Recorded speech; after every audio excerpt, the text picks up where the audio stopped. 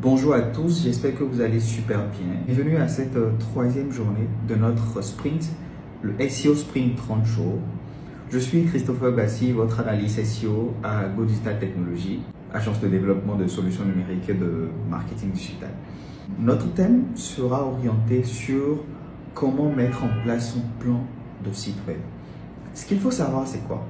Généralement, quand on recherche quelque chose sur les moteurs de recherche, que ce soit Google, Bing et tout ce que nous voulons, il y a deux types de scénarios qui s'imposent à nous. Le premier, c'est que nous trouvons, d'accord, les contenus, les pages et tout ce qu'il faut sur le site web et par conséquent, nous restons sur le site.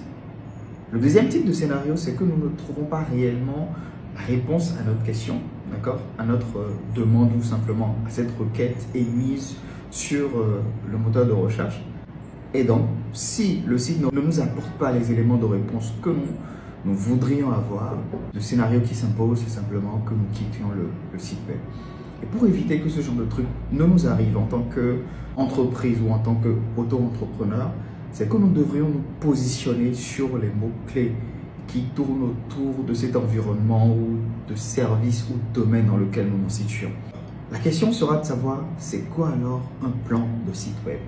Un plan de site web, de façon très simple, c'est l'architecture, d'accord, de notre site web que nous allons essayer de mettre en place en fonction des besoins de ces internautes-là qui devront rechercher des contenus ou d'avoir des éléments de réponse grâce à notre site web.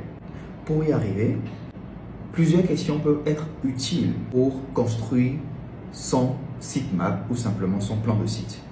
La première des choses, c'est de savoir, par exemple, de comment ça marche. Donc, si vous avez plusieurs domaines d'intervention, il faudra répondre à ces questions pour savoir comment est-ce qu'il faudra élaborer votre plan de site web.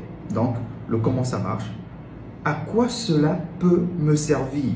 Donc, comment fonctionne, si c'est des gadgets et autres que nous vendons, si c'est des services que nous proposons, il faudra mettre en avant comment est-ce qu'il faudra les utiliser, ce genre de trucs. Mais également, pourquoi cette solution est par une autre solution.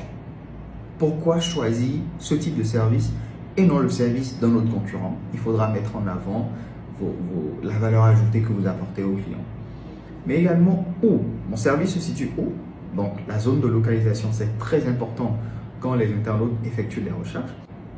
Mais surtout, le point qui deviendra un élément de choix, c'est-à-dire combien cela peut me coûter. Donc, c'est important de se poser cette question-là. Une fois que vous arrivez à trouver des éléments de réponse, c'est que vous vous basez sur ces éléments pour construire de façon très limpide le plan de votre site web. Mais ce n'est pas que ces éléments qui comptent dans la réalisation de votre plan de site internet. Si aujourd'hui on se pose la question de savoir pourquoi je dois me lancer, pourquoi je dois construire le plan de mon site web, pourquoi il faudra réaliser un sitemap, la réponse est très simple.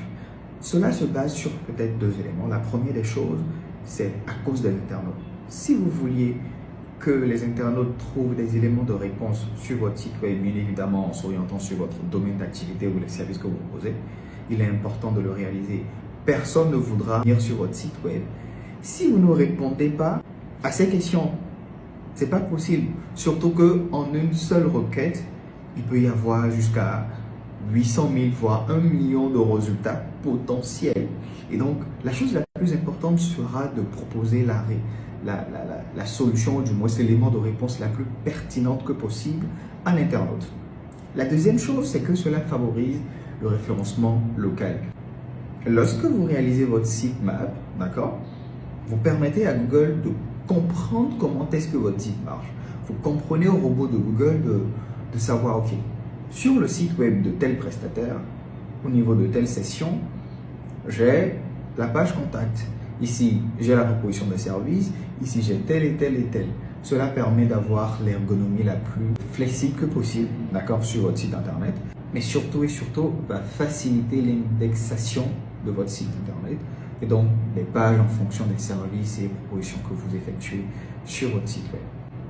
Comme exemple d'outils que vous pouviez utiliser pour réaliser votre sitemap, vous pouvez utiliser l'outil MadeMob, d'accord, pour réaliser votre plan de site web. Cela vous permet d'avoir l'idée centrale, non seulement savoir positionner le menu. Donc l'objectif de façon générale, c'est d'avoir l'idée centrale de votre site internet et de voir tout ce qui en découle, d'accord, pour en faire en réalité ce nid principal, d'avoir des éléments de branche qui vont tourner autour de votre site.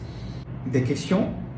Je vous laisse le temps de les poser en commentaire et on se dit à la prochaine.